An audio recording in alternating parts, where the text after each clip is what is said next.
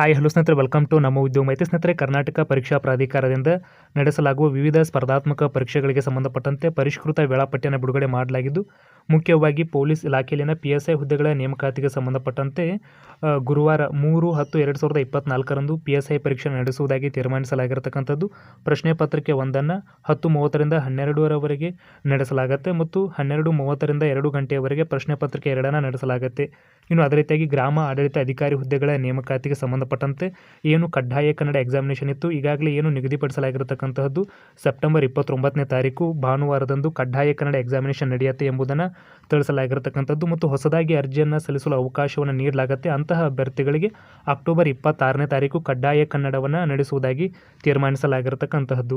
ಇನ್ನು ಸಾಕಷ್ಟು ಅಭ್ಯರ್ಥಿಗಳಲ್ಲಿ ಒಂದು ಡೌಟ್ ಇತ್ತು, ಏನಪ್ಪಾ ಅಂದರೆ ಗ್ರಾಮ ಆಡಳಿತ ಅಧಿಕಾರಿ ಹುದ್ದೆಗಳ ನೇಮಕಾತಿಗೆ ಸಂಬಂಧಪಟ್ಟಂತೆ ಸ್ಪರ್ಧಾತ್ಮಕ ಪರೀಕ್ಷೆಯನ್ನು ಏನು ಅಕ್ಟೋಬರ್ 27ನೇ ತಾರೀಕು ನಿಗದಿ ಮಾಡಲಾಗಿತ್ತು, ಅದು ಪೋಸ್ಟ್ಪೋನ್ ಆಗುತ್ತೆ ಅಂತ. ಇಲ್ಲ ಸ್ನೇಹಿತರೆ, ಅದು ಪೋಸ್ಟ್ಪೋನ್ ಆಗುವುದಿಲ್ಲ, ಈಗಾಗಲೇ ನಿಗದಿಪಡಿಸಿರತಕ್ಕಂತಹ ದಿನಾಂಕದಲ್ಲೇ ನಡೆಯುತ್ತೆ ಎಂಬುದನ್ನು ಕೂಡ ಸ್ಪಷ್ಟವಾಗಿ ತಿಳಿಪಡಿಸಲಾಗಿರತಕ್ಕಂಥದ್ದು.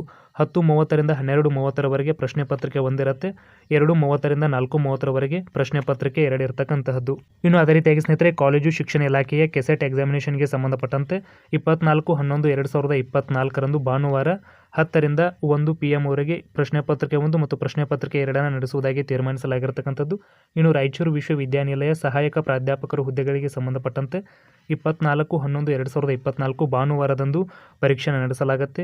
11ರಿಂದ 1 PM ವರೆಗೆ ಪ್ರಶ್ನೆ ಪತ್ರಿಕೆ 2ಅನ್ನು ಮತ್ತು 3ರಿಂದ 4 PMವರೆಗೆ ಪ್ರಶ್ನೆ ಪತ್ರಿಕೆ 1ಅನ್ನು ನಡೆಸುವುದಾಗಿ ತೀರ್ಮಾನ ಮಾಡಲಾಗಿರತಕ್ಕಂತಹದ್ದು. ಸ್ನೇಹಿತರೆ, ಮುಖ್ಯವಾಗಿ ಯಾರೆಲ್ಲ ಈ ಒಂದು ಗ್ರಾಮ ಆಡಳಿತ ಅಧಿಕಾರಿ ಹುದ್ದೆಗಳ ನೇಮಕಾತಿಗೆ ಸಂಬಂಧಪಟ್ಟಂತೆ ಅರ್ಜಿಯನ್ನು ಸಲ್ಲಿಸಿದ್ದೀರಿ, ಪ್ರಮುಖವಾಗಿ 29/9/2024 ನಡೆಯುವ ಕಡ್ಡಾಯ ಕನ್ನಡ ಪರೀಕ್ಷೆಗೆ ಎಲ್ಲರೂ ಕೂಡ ಕಡ್ಡಾಯವಾಗಿ ಹಾಜರಾಗಬೇಕು. ಈ ಒಂದು ಪರೀಕ್ಷೆಯಲ್ಲಿ ಅರ್ಹತೆಯನ್ನು ಪಡೆದವರಿಗೆ ಮಾತ್ರ 27/10/2024 ಏನು ಸ್ಪರ್ಧಾತ್ಮಕ ಪರೀಕ್ಷೆ ನಡೆಯುತ್ತೆ, ಆ ಒಂದು ಸ್ಪರ್ಧಾತ್ಮಕ ಪರೀಕ್ಷೆಗೆ ನಿಮಗೆ ಅರ್ಹತೆಯನ್ನು ನೀಡಲಾಗುತ್ತೆ ಎಂಬುದನ್ನು ಕೂಡ ಸ್ಪಷ್ಟವಾಗಿ ತಿಳಿಪಡಿಸಲಾಗಿರತಕ್ಕಂಥದ್ದು. ಮುಖ್ಯವಾಗಿ ಇದಿಷ್ಟು ಇವತ್ತಿನ ಒಂದು ಪ್ರಮುಖ ಮಾಹಿತಿಯಾಗಿತ್ತು. ವಿಡಿಯೋ ಇಷ್ಟ ಆದಲ್ಲಿ ಒಂದು ಲೈಕ್ ಮಾಡಿ ಮತ್ತು ನಿಮ್ಮ ಎಲ್ಲ ಸ್ನೇಹಿತರೊಂದಿಗೆ ಈ ಒಂದು ವಿಡಿಯೋನ ಶೇರ್ ಮಾಡಿ ಅಂತ ಹೇಳ್ತಾ ಸಿಗೋಣ ಸ್ನೇಹಿತರೆ ಮತ್ತೊಂದು ಪ್ರಮುಖ ವಿಡಿಯೋದೊಂದಿಗೆ. ಧನ್ಯವಾದಗಳು.